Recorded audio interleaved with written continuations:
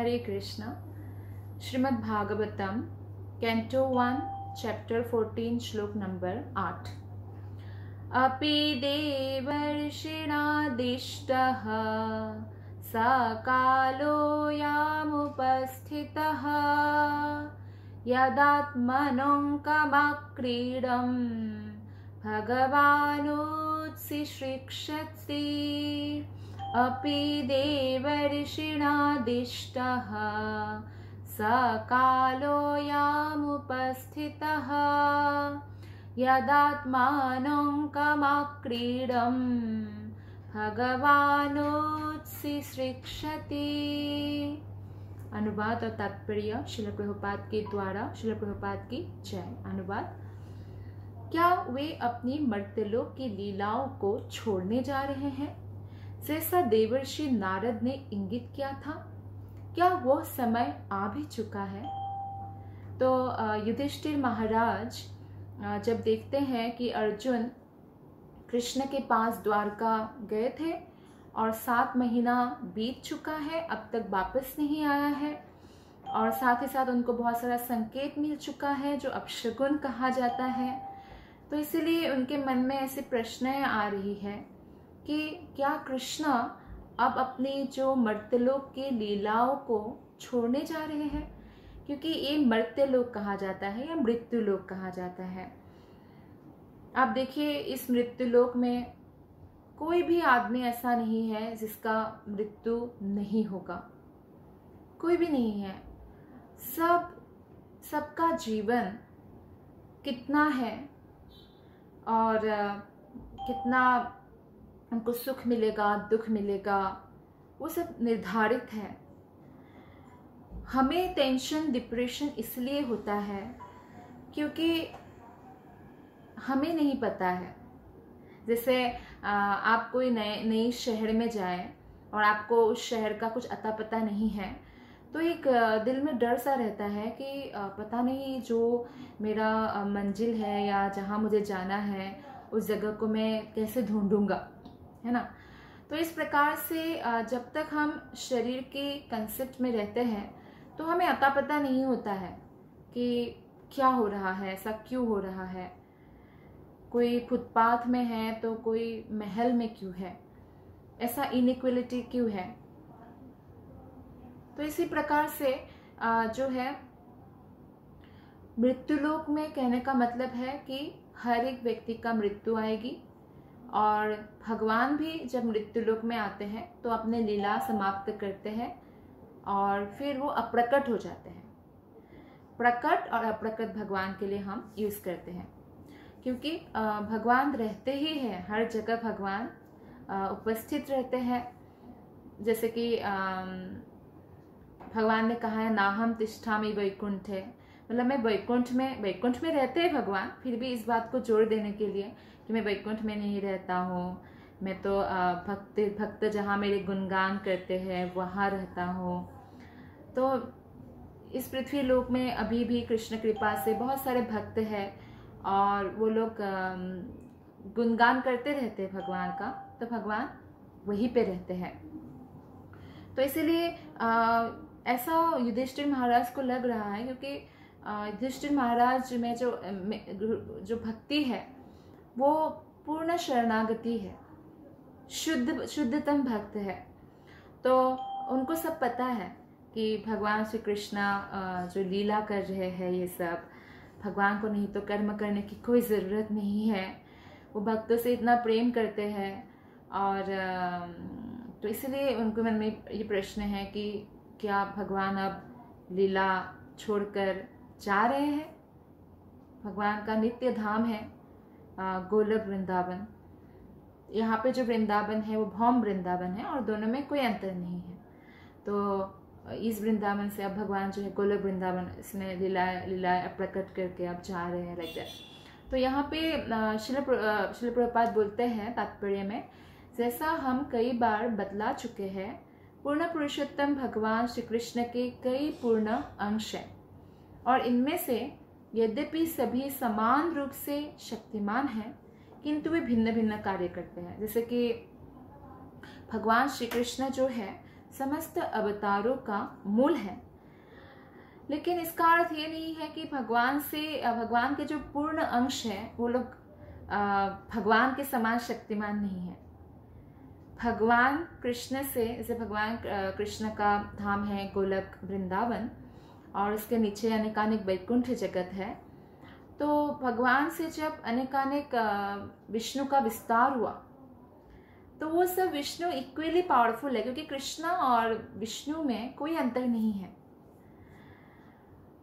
कृष्ण से ही सबका जो है पूर्ण अंश भी, वो भी विष्णु जो है वो भी, उनका भी एक्सपेंशन हुआ और कृष्ण से हमारे जैसे आत्माओं का भी जो है विस्तार हुआ।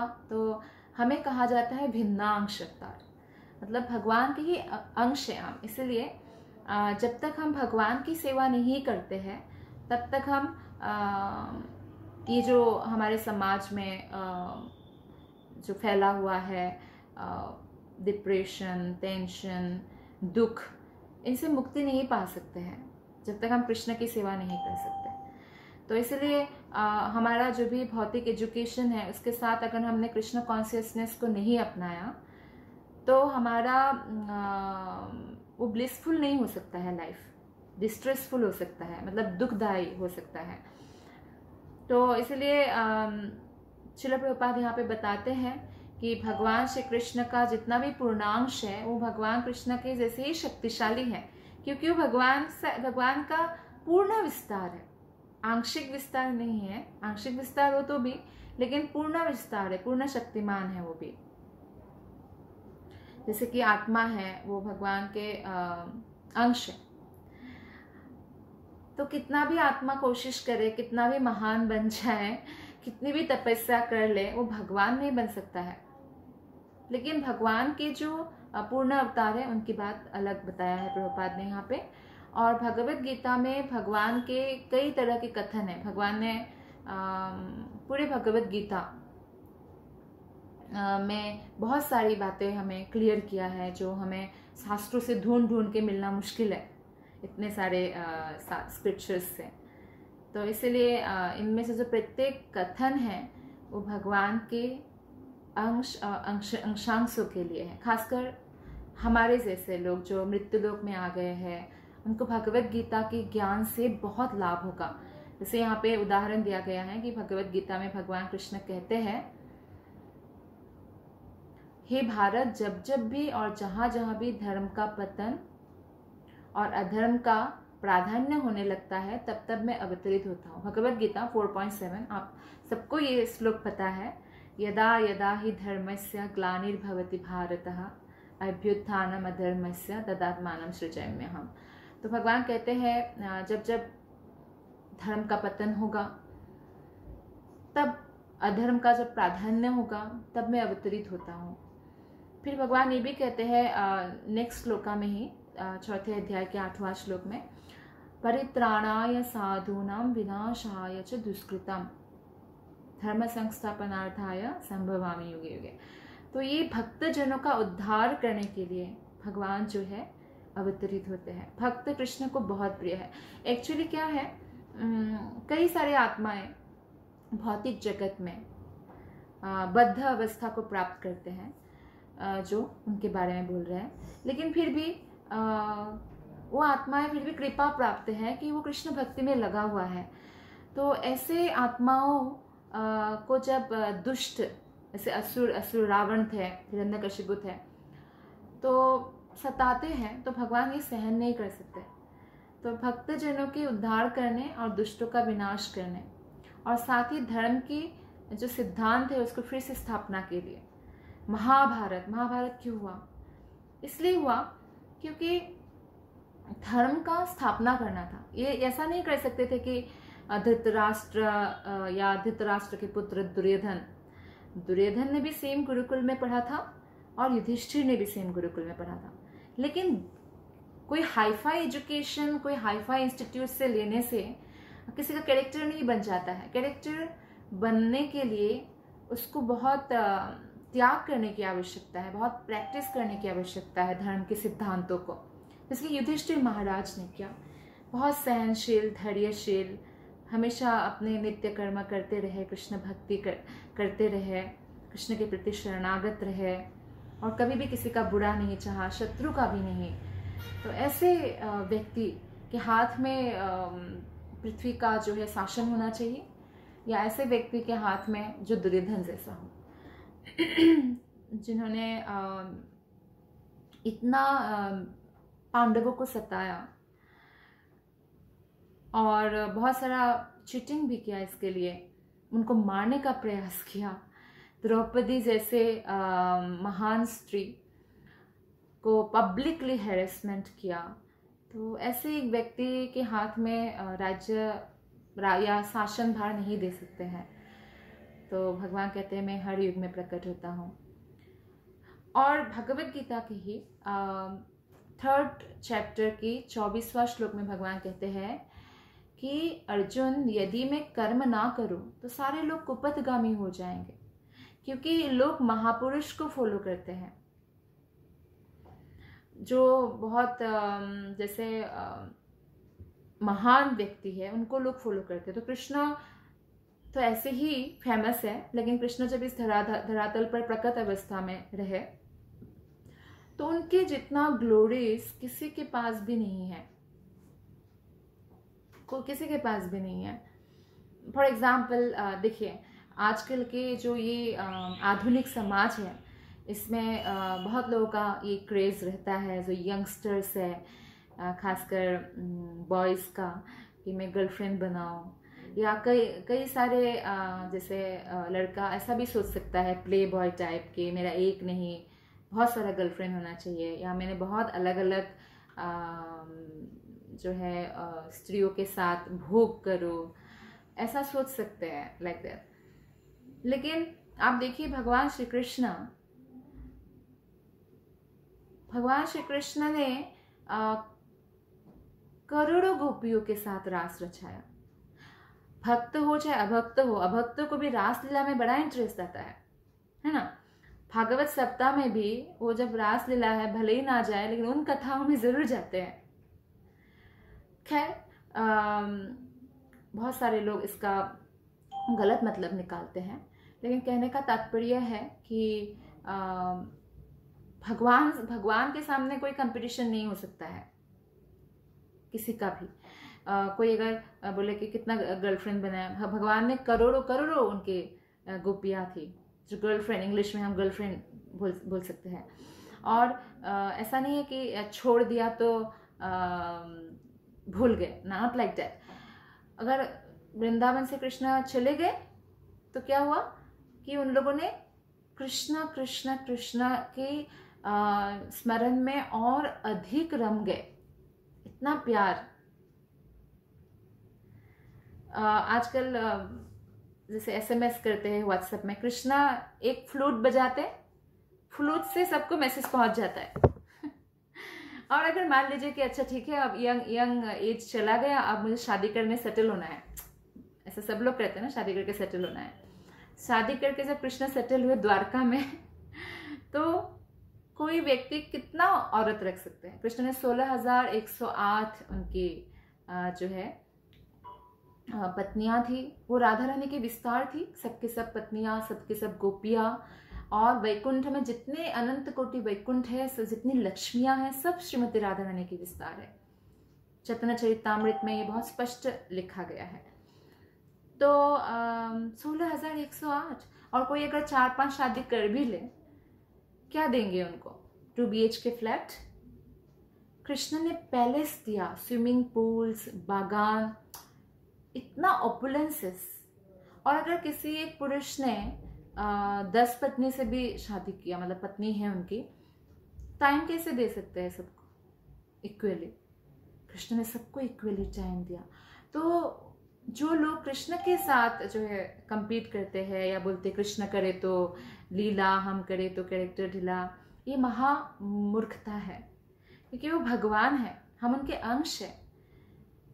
और फिर भी कृष्ण स्वयं भगवान होने के बाद भी, जबकि उनको कुछ करने की जरूरत नहीं है, वैकुंठ में कृष्ण क्या करते हैं? शेषनाग के ऊपर सोते हैं, अब कृष्ण की बात करें, जैसे आजकल के लोग बहुत इंटरेस्टेड है पॉलिटिक्स में। कोई अगर छोटा से छोटा भी पोजीशन में है या कुछ भी नहीं कर रहे, मान लीजिए उनके पास कोई काम नहीं है और उन्होंने अपने जीवन में कुछ भी अचीवमेंट नहीं किया है, फिर भी पॉलिटिक्स की बातों में उनको बहुत इंटरेस्ट है कि नहीं। और वो बोलेंगे ये मंत्री को ये करना चाहिए था, वो मंत्री को। तो पॉलिटिक्स एक बहुत इंटरेस्टिंग टॉपिक है पब्लिक के लिए। तो कृष्ण ने कोई छोटा मोटा पॉलिटिक्स का वो नहीं किया। कृष्ण ने क्या किया? कृष्ण ने महाभारत किया, not small politics like that.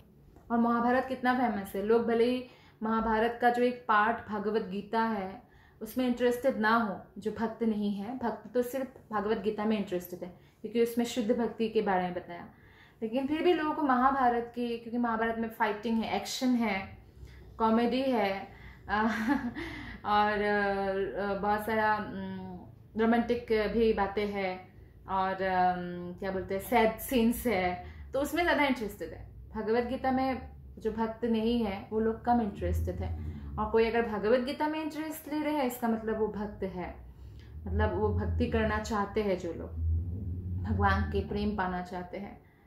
तो इसलिए भगवान कहते हैं मैं भी जब आता हूँ इस धरातल पर, वैकुंठ में तो भगवान बस सोते रहते हैं और सो के वो सब इतने अनंत कोटि ब्रह्मांड की सृष्टि कर देते हैं, सब कुछ कर देते हैं। उनको बस इच्छा करने की जरूरत है। जैसे हमारे दिल में हो सकता है बहुत सारी इच्छाएं हो, पर वो इच्छाएं पूर्ति हो ना हो उसका कोई गारंटी नहीं है ना। फॉर एग्जाम्पल मान लीजिए कोई साधारण व्यक्ति है और वो ऐसा सोच रहा है कि मैं बहुत अमीर बन जाऊं, इस देश का मैं राजा बन जाऊं, लेकिन सोचना आसान है, लेकिन इच्छाएं पूर्ति होना नहीं होना वो गारंटी नहीं है। लेकिन भगवान, इसीलिए भगवान है, वो जो भी इच्छा है, इच्छा मात्र से सब कुछ होता है। तो इसलिए जब वैकुंठ जगत में खासकर भगवान, हम देखते हैं कि भगवान का जो रूप है, बहुत सारे साउथ इंडियन टेम्पल में भी आप जाएंगे तो भगवान का जो विष्णु टेम्पल में भगवान सोए हुए देखते हैं। तो भगवान को कुछ करने की आवश्यकता नहीं है। गोलक धाम में भगवान क्या करते हैं? कोई अस्त्र शस्त्र भी नहीं रखते गोलक में, तो कृष्ण सिर्फ बांसुरी रखते हैं, बांसुरी बजाते हैं, गोप बालकों के साथ खेलते हैं, माँ यशोदा के प्रेम पाते हैं, लाड दुलार, गोपियों के साथ रास करते हैं, बस मजे में, आनंद में। तो ये भगवान है। मतलब कहने का मतलब है कि भगवान को कोई कार्य करने की, हमारी तरह परिश्रम करने की या मेहनत करने की आवश्यकता नहीं। फिर भी जब भगवान धरातल पर आते हैं वो कर्म करते हैं। आपने देखा जब द्वारका लीला में भगवान सब कुछ करते थे, गोदान करना, ब्राह्मणों को खिलाना, ब्राह्मणों का ध्यान रखना, राजपाट संभालना और दिल्ली जाना, राजा थे वो, और साथ ही साथ अपने पुत्र पुत्रियों का विवाह कराना, सब कुछ करते थे वो। उनको वो सब रिचुअल्स करने की कोई ज़रूरत नहीं, फिर भी वो करते थे। तो भगवान इसलिए कहते हैं कि क्योंकि लोग मुझे फॉलो करेंगे, और इसलिए अवांछित जन समुदाय यानी वर्ण संकर को उत्पन्न करने का कारण मैं नहीं बनना चाहता, क्योंकि वो भगवान है स्वयं।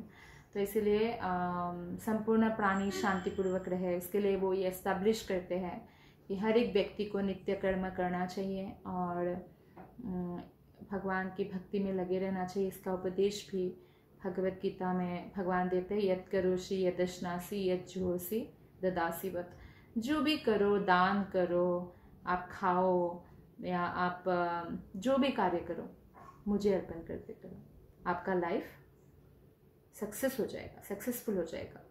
तो वो अपने अनुसरणीय कार्यों से जो भी आदर्श प्रस्तुत करता है, संपूर्ण विश्व उसी का अनुगमन करता है।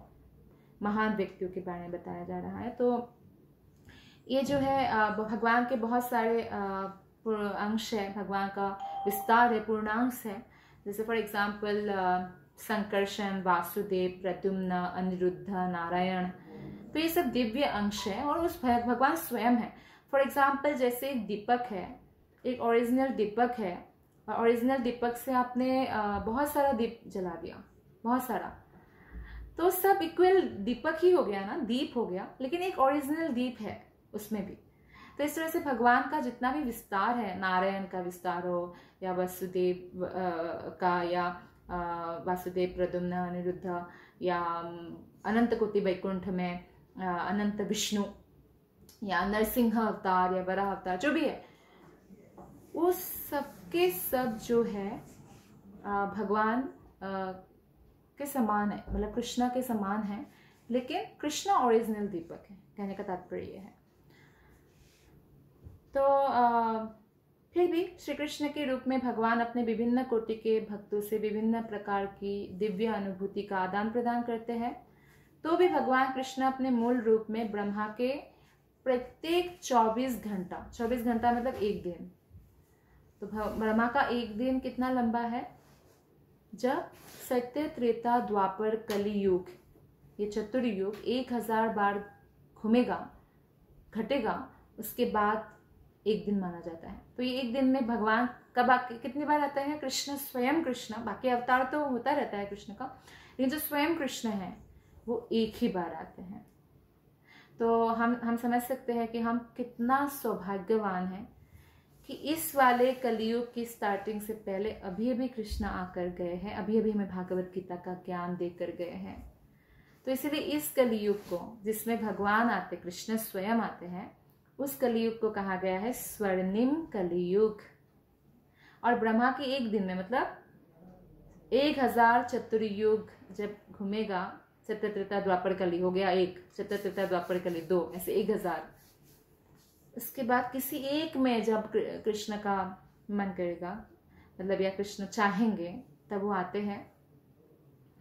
और उसके बाद कृष्ण जब आते हैं, उसके बाद चैतन्य महाप्रभु जो स्वयं कृष्ण भक्त रूप में आते हैं, ये देखने के लिए कि राधा रानी कितना आनंद प्राप्त कर रहे हैं भक्ति में, वो उनका रस पान करने के लिए। तो अभी अभी 500 साल पहले ही चैतन्य महाप्रभु आकर गए हैं, जो कृष्ण ही भक्त रूप में आते हैं, जिनके बारे में समस्त शास्त्र में उल्लेख है। और इससे से पहले 4000-5000 साल पहले जो है कृष्ण आकर गए। तो ये बहुत स्वर्णिम कलयुग है। और इस कलयुग में अगर हम भक्ति करेंगे, निश्चित रूप से अगर हमें प्रामाणिक गुरु मिल गए, तो निश्चित रूप से हम भगवान का प्रेम प्राप्त कर सकते हैं, भगवत धाम जा सकते हैं।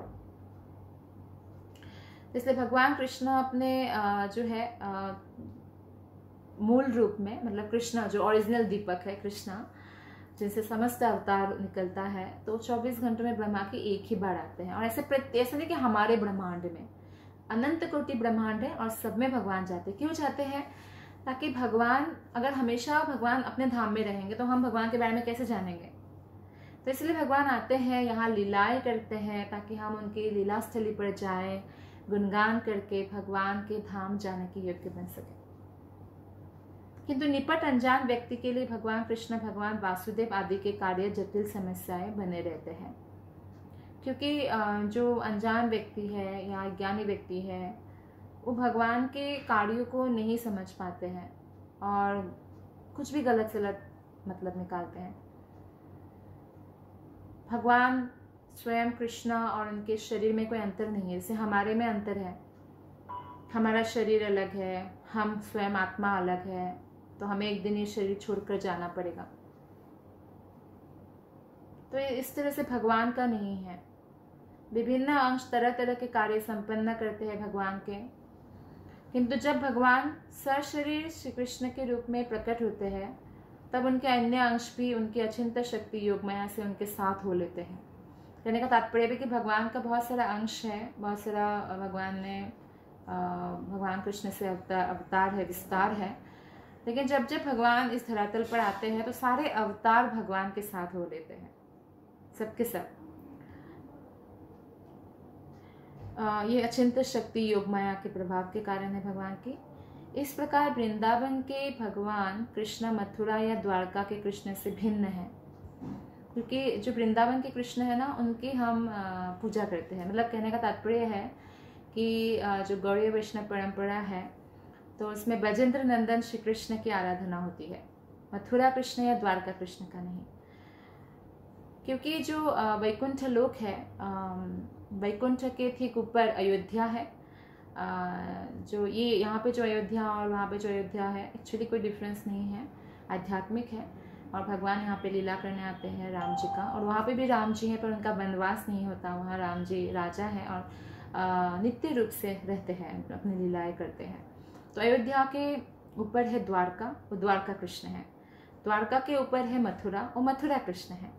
और मथुरा के ऊपर है गोलक वृंदावन, तो वृंदावन कृष्ण है। तो कहने का तात्पर्य है कि ये सब लीलास्थली भगवान ने हमारे धरातल पर भी स्थापित किया हमारे कल्याण के लिए। और ये जो कृष्ण है, मथुरा कृष्ण और द्वारका कृष्ण, ये भजेंद्र नंदन श्री कृष्ण जो हमारे आराध्य हैं, उनसे थोड़ा सा ये अलग है कि वो उनका विस्तार है। और मूल कृष्ण है गोलक वृंदावन का, ये जो वृंदावन कृष्ण है वो मूल है।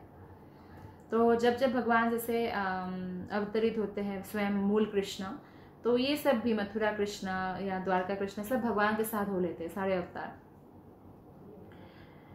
तो इसी तरह से कृष्ण का जो विराट रूप है वो भी उनकी अचिंत्य शक्ति के द्वारा उनसे भिन्न है। विराट रूप जो अर्जुन को दिखाया, अर्जुन ने रिक्वेस्ट किया कि मुझे आपका विराट रूप देखना है। विराट रूप का मतलब क्या है?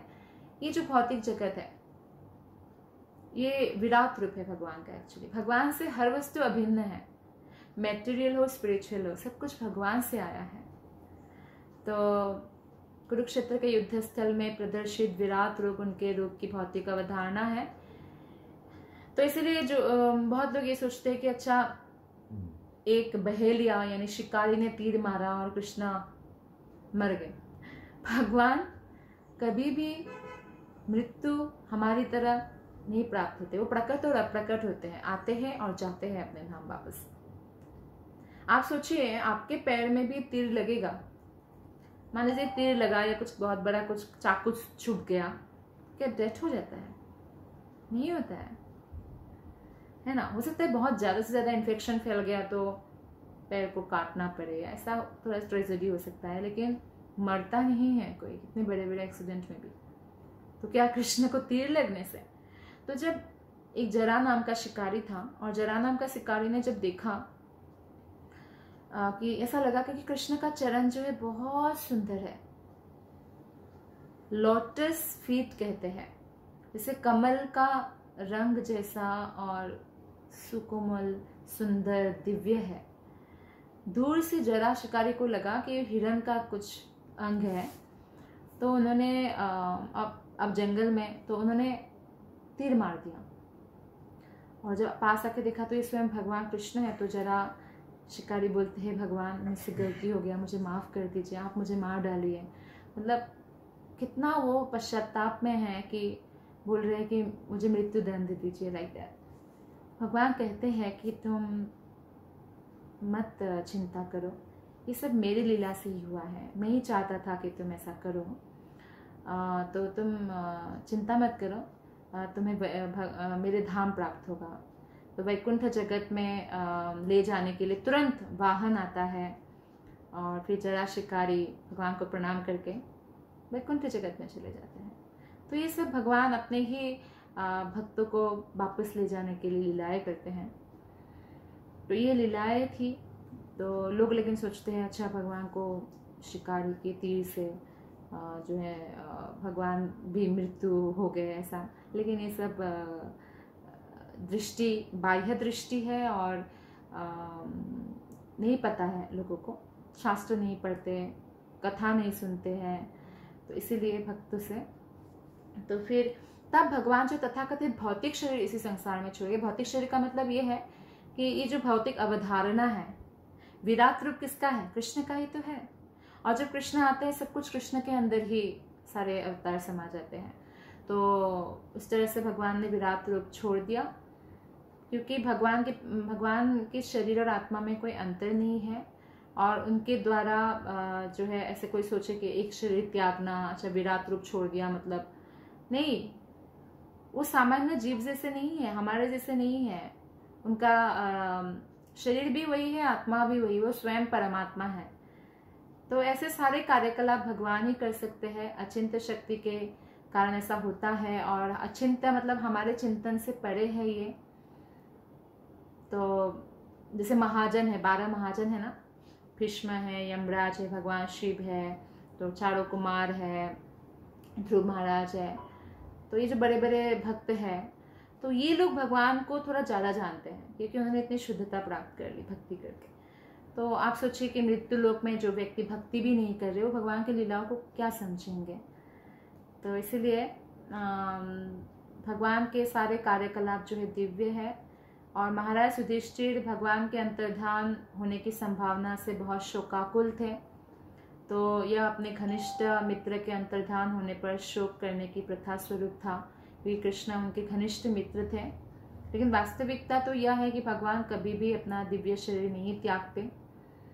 तो फिर भी अभी युधिष्ठिर को ऐसा लगा कि अच्छा भगवान शायद लीला छोड़कर, यही प्रश्न किया उन्होंने, क्या लीला छोड़कर जाने का समय आ गया, लीला छोड़कर शायद जा रहे हैं। तो इस बात से वो दुखी भी थे कि वो अब तो समय आ गया, लाइक दैट। तो भगवत गीता में स्वयं भगवान ने ऐसे अल्पज्ञों की भर्त्सना की है जो ऐसा सोचते हैं कि कृष्ण का शरीर भी हमारी तरह है, कृष्ण भी कोई मनुष्य। बहुत लोग ऐसे भी बोलते हैं कृष्ण तो एक मनुष्य थे, बहुत प्रभावशाली या कूटनीतिविद थे। अरे कृष्ण के बारे में वो कुछ भी नहीं जानते हैं, क्योंकि उनके हृदय में शास्त्रों के प्रति श्रद्धा नहीं है और वो भगवान श्री कृष्ण की दिव्य स्थिति को इसलिए नहीं जान पाते हैं। तो ये जो श्रद्धा है ना, ये क्वालिफिकेशन है। कौन कितना बड़ा भक्त है वो हमें पता चलता है, या वो कैसे हम समझेंगे, जिसकी जितनी बड़ी श्रद्धा है कृष्ण में उतना बड़ा भक्त होता है। तो भगवान के शरीर त्याग का अर्थ यह हुआ कि उन्होंने पुनः अपने अंशों को अपने अपने दिव्य धामों में छोड़ दिया, जिस तरह इस संसार में उन्होंने विराट रूप छोड़ा था। तो भगवान जब शरीर त्याग शब्द भगवान के लिए अगर कभी यूज हुआ भी है, इसका मतलब ये है कि भगवान, सारे अवतार भगवान से हुआ है, और जब वो अवतार भगवान से अलग होते हैं, या जैसे कि विराट रूप है भगवान से ही हुआ है, तो भगवान जब विराट रूप को छोड़कर जैसे गए, क्योंकि विराट रूप यानी भौतिक ये पूरा संसार, ये भी भगवान से ही उत्पत्ति हुआ है, तो उसका मतलब ये होता है। तो युधिष्ठिर को यही आशंका हो रहा था कि शायद भगवान लीला संपन्न कर रहे हैं। धन्यवाद। हरे कृष्णा।